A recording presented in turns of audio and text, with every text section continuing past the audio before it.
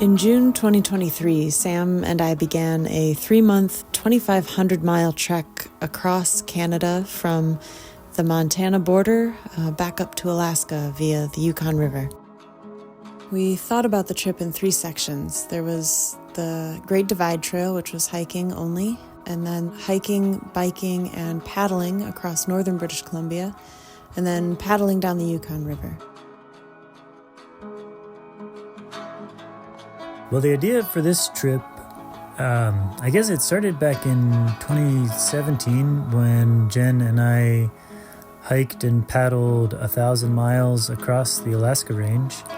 That trip was truly transformational, not only individually, but also as a couple.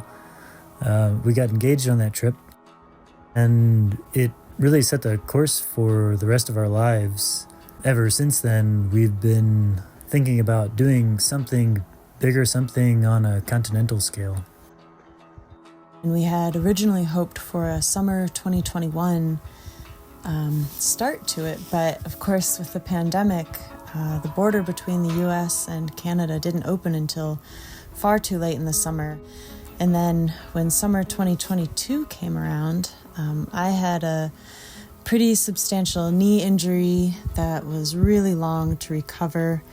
And so we delayed until summer 2023. So going into it, I had quite a bit of remaining anxiety about my knee. With this route as we had it planned, we were really constrained by the seasons on both ends. On the southern end, starting in Waterton, we, of course, couldn't start too early because of the snow in the high country. Ending almost in the Arctic on the Yukon River, we were really pushing up against the start of winter. I think overall what drew us to do something like this is just the desire to see a landscape of that scale change at a human pace. Just to see the physical changes, the cultural changes, the rocks, the plants, the animals, all of it change as you work your way through it under your own power is something that we both really wanted to experience.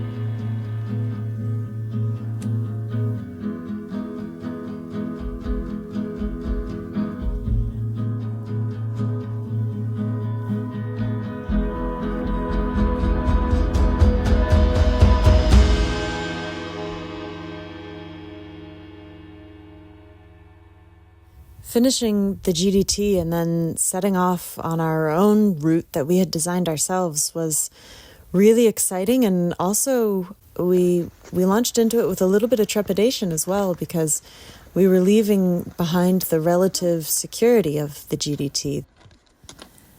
We were also going to be changing up our modes of travel. We picked up our packrafts on the McGregor River, and there would also be about 200 miles of biking on a remote mining road.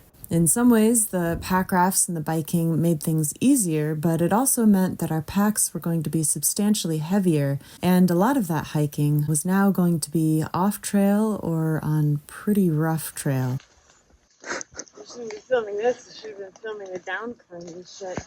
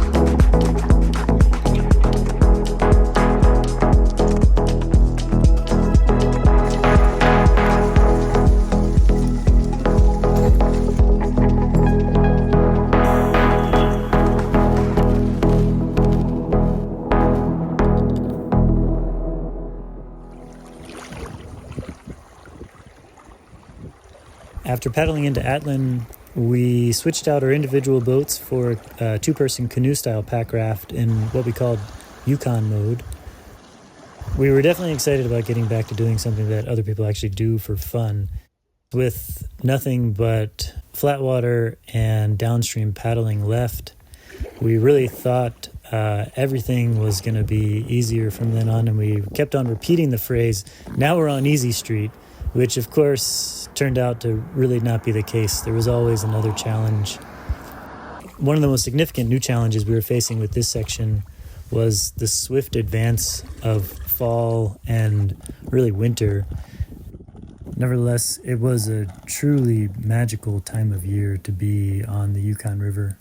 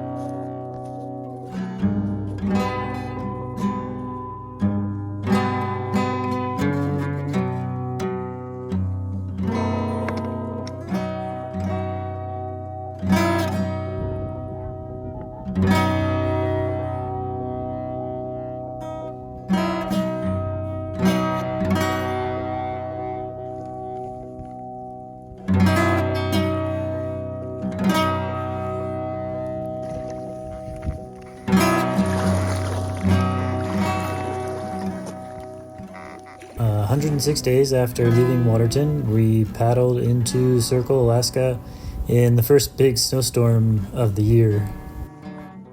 It was pretty clear that the Yukon was telling us, "Yep, trip's over. Time to get off the river." I really can't express how grateful we are to have had the time, the health, the resources. It's humbling to get to experience such an impressive planet, such an incredible place. Just the slice of it that we saw was truly a window into the sublime.